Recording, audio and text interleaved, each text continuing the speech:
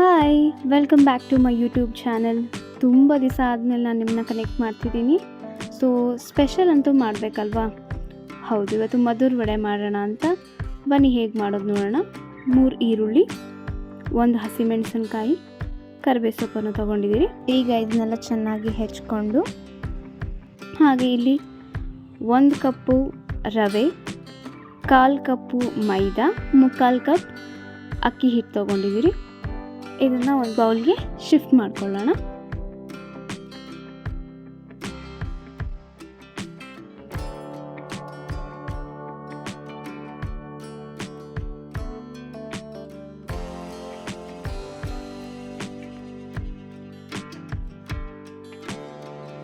ಈಗ ಅದಕ್ಕೆ ಹೆಚ್ಚಿಟ್ಕೊಂಡಿರೋ ಈರುಳ್ಳಿ, ಹಸಿಮೆಣಸಿನ್ಕಾಯಿ ಹಾಗೆ ಕರಿಬೇವು ಸೊಪ್ಪನ್ನ ಹಾಕೊಳ್ಳೋಣ.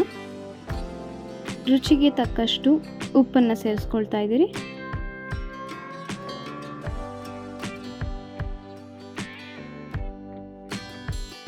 ಫಸ್ಟು ನೀರು ಹಾಕ್ತೇನೆ ಚೆನ್ನಾಗಿ ಕಲಿಸ್ಕೊಳ್ಳಿ.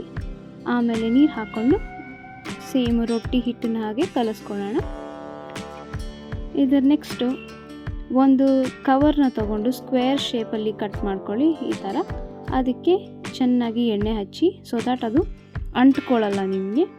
ಈಗ ಆ ಬಾಲ್ಸ್ನ ತೊಗೊಂಡು ಒಂದೊಂದಾಗಿ ತಟ್ತಾ ಬನ್ನಿ. ಇನ್ ಕೇಸ್ ನಿಮಗೆ ಅದು ಅಂಟ್ಕೊಳ್ಳುತ್ತೆ ಅಂತಂದರೆ ಕೈಗೆ ಒಂಚೂರು ಎಣ್ಣೆ ಹಚ್ಕೊಂಡು ನೀಟಾಗಿ ತಟ್ಟಿ, ಸ್ವಲ್ಪ ತೆಳುವಾಗಿ ತಟ್ಟಿ ಸೊ ದಟ್ ಅದು ಕ್ರಿಸ್ಪಿನೆಸ್ ಬರುತ್ತೆ. ನಮಗೆ ಹೇಗೆ ಮದ್ದೂರಲ್ಲಿ ಹೇಗೆ ವಡೆ ಸಿಗುತ್ತೆ ಅದೇ ಥರ ಸಿಗುತ್ತೆ.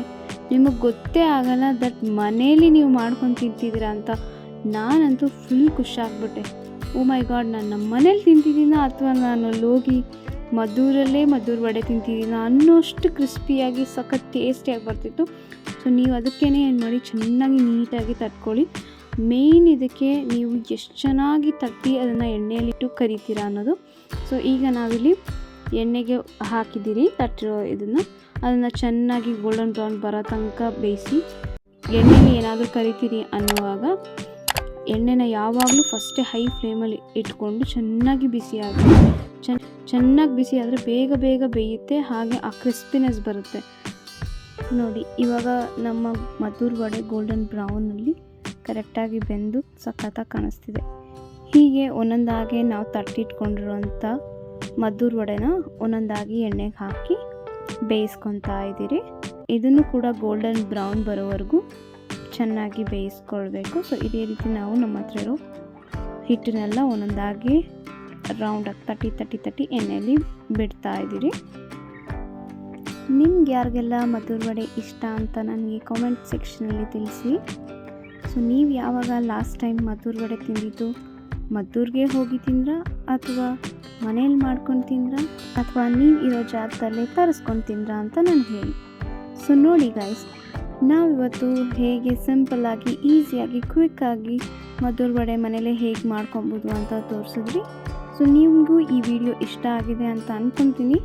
ಸೊ ಇಷ್ಟ ಆಗಿದೆ ಅಂದರೆ ಯಾಕಿನ್ನೂ ತಡ, ಸಬ್ಸ್ಕ್ರೈಬ್ ಮಾಡಿ, ಹಾಗೆ ಬೆಲ್ ಐಕಾನನ್ನು ಪ್ರೆಸ್ ಮಾಡಿ ಮುಂದಿನ ನೋಟಿಫಿಕೇಷನ್ಸ್ಗಾಗಿ ಕಾಯ್ತಾ ಇರಿ. Thank you so much for watching. Bye, stay tune.